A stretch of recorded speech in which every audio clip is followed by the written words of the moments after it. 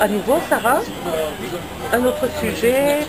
Je voudrais que tu me parles de la manifestation, enfin de ton débat ouvert, place François Rude en fin de mois, concernant le peuple d'Iran. Voilà. Donc, je pense que donc l'actualité démontre par elle-même, on va dire, ce qui se passe en Iran, c'est-à-dire une répression sanglante des manifestations suite aux élections du 12 juin dernier, où il y a eu des fraudes et où la population iranienne dénonce une sorte d'élection de vote volé. D'ailleurs, le slogan de cette manifestation, c'est Where is my vote? Où est mon vote? Où est passé le vote des Iraniens? Et donc, vraiment aujourd'hui, l'Iran vit dans une situation mais explosive. D'ailleurs, beaucoup de gens disent, beaucoup d'Iraniens disent que ça leur rappelle ce qui s'est passé avant la révolution islamique, 1979, voilà. Et donc en fait, aujourd'hui vraiment, c'est une situation explosive. Quand on sait que par exemple aujourd'hui l'Iran est la plus grande prison au monde des journalistes. Oui. Que là il y a eu 50 journalistes qui ont fui le pays. D'ailleurs il y en a trois journalistes iraniens qui sont à Dijon. Oui. Qui sont arrivés. C'est passé dans la presse locale, dans la presse officielle. Dijon, voilà. Oui. Et il y a des exécutions, des viols, de la torture. Et vraiment, c'est une répression, on va dire, c'est violente, on va dire radicale, quoi. Donc voilà. Et ce sont des Iraniens qui ont demandé à l'association Liberté Culture d'organiser une manifestation de solidarité avec le peuple d'Iran. Donc c'est ce qu'on fait le 30 janvier, samedi 30 janvier, à 11h place François Rude. Donc on organise une manifestation de solidarité avec les Iraniens, les Iraniennes, qui ont ce courage extraordinaire de continuer à manifester, de sortir de la rue, malgré les risques, malgré... Y compris pour ceux qui se trouvent exilés en France, chez nous. Oui, oui. Vraiment, parce que le risque est le même. Là, vraiment c'est... Et donc, du coup, je me sens qu'on doit être ici, à côté d'eux, solidaire avec eux. Moi j'ai l'impression que c'est pas beaucoup à côté de ce qu'ils font. Et ces temps-ci, il y a eu des nombres d'arrestations effarants. Notamment, il y a eu la sœur de Shirin Ebadi.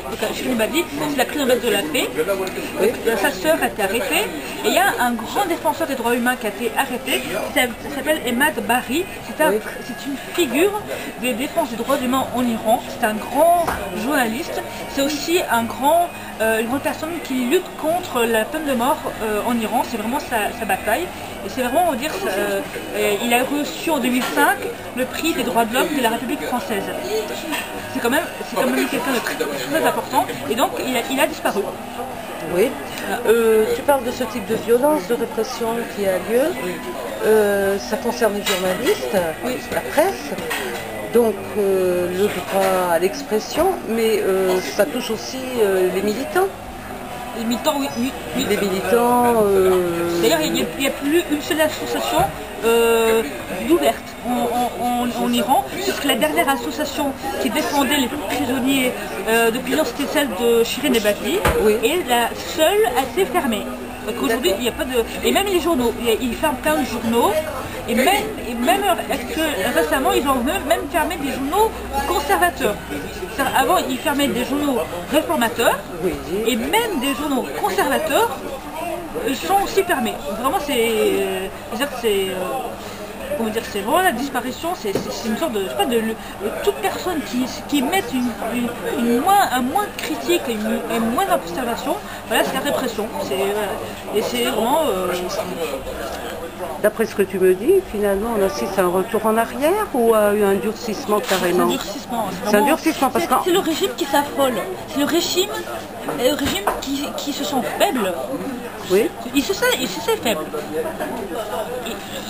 Et parce qu'on est vraiment aujourd'hui à un moment où le régime se fissure, où les gens n'ont même plus peur de contester le régime. Avant, si vous voulez, les gens critiquaient, ça leur arrivait de critiquer, mais rarement ils mettaient en cause carrément le régime en entier. Parce qu'aujourd'hui, de plus en plus de gens remettent en question le régime en entier. Donc on a l'impression que le régime, il réprime aussi parce qu'ils sentent que ça Comme moyen de défense ou moyen de survie. Voilà. Et d'ailleurs, il y a récemment, il y a un mouvement très intéressant qui prouve à quel point le régime il est vraiment s'affaiblit. C'est qu'en fait, il y a un Iranien qui a mis un voile. Oui. Il s'est voilé. Et ce geste-là, comment dire, c'est une façon de contester le régime iranien vraiment dans ses fondamentaux. Dans ses bases, quoi. Parce que le régime iranien dit aux femmes portez le voile, c'est obligatoire, etc. Et que maintenant il y a un mouvement de garçons qui se mettent à porter le voile, et c'est une façon de dire c'est une façon de montrer que ce régime-là il s'affaiblit, puisque les bases du régime ne marchent plus. Elles n'ont plus de stabilité, donc d'accord. Donc voilà, il y a plein de signes comme ça qui montrent que c'est carrément tout le système, en fait ce qui se passe aujourd'hui, c'est carrément tout le système iranien, on va dire, qui est mis en cause par la population. En fait, d'après ce que tu me dis, lorsqu'on parle de l'Iran, on ne peut pas parler des autorités et de la population, disons, sur un rail commun avec plus ou moins d'entente ou de désaccord. On s'aperçoit qu'il y a deux pôles distincts et qui sont complètement en opposition. Oui, on le voit bien, récemment il y a un film qui est sorti, qui s'appelle Les Chats persans, oui, qu'on peut voir. Et ce film-là montre vraiment, on va dire, la distance qu'il y a entre le régime et la population. Comment est-ce que la population ne comprend plus le régime? Et comment est-ce que vraiment c'est... Est-ce que c'est quelque chose de nouveau? Parce que précédemment, ça existait déjà avec, disons, des désaccords plus ou moins marqués. Est-ce qu'il y a eu... est-ce que c'est quelque chose qui, là encore, s'est durci? Est-ce que c'est quelque chose qui va vers une nouvelle trajectoire conflictuelle? Comment tu peux te situer, ça? En fait, l'avenir, c'est très difficile. Moi, j'entends plusieurs choses. Oui. J'ai entendu des gens qui disent que si ça continue comme ça va se déboucher à une guerre civile. Ah, oui. Il y en a d'autres qui disent que si le régime tombe, il tombera avec les exécutions de sang. Il ne va pas tomber comme ça. Parce qu'apparemment, ça part de la rue. La contestation part vraiment de la rue. Oui. Que ce soit dans les grandes villes. Est-ce que ça touche, j'ai entendu dire dans certaines presses qu'il y avait un décalage entre la ville et la campagne. Oui, et la campagne c'est la base du régime. Et ben voilà. Voilà. Ouais. Voilà. Donc pour l'instant, c'est pas dans ces points-là qu'il y a vraiment qu'on peut noter de réaction. C'est plutôt au creux des villes, oui, au sein des étudiants, au sein du monde militant, de la presse, mais pas d'une manière encore élargie. Est-ce que tu penses que ça peut arriver? Excepté le fait que justement c'est un des supports du régime.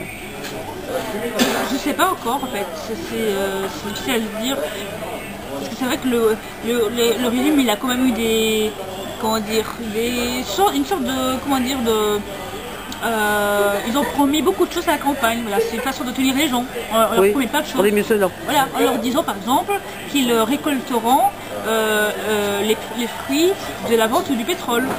Oui. Mais ça, cet argument-là, lors des élections précédentes, il y a déjà eu cette promesse-là, que le peuple iranien profitera des fruits de la vente du pétrole. Et qu'est-ce qu'ils ont... la population iranienne, qu'est-ce qu'ils ont constaté? C'est qu'ils n'ont jamais vu la couleur des fruits du pétrole. Ils n'ont jamais vu... Oui, d'accord. Voilà. Et donc du coup, cette promesse-là ne tient pas.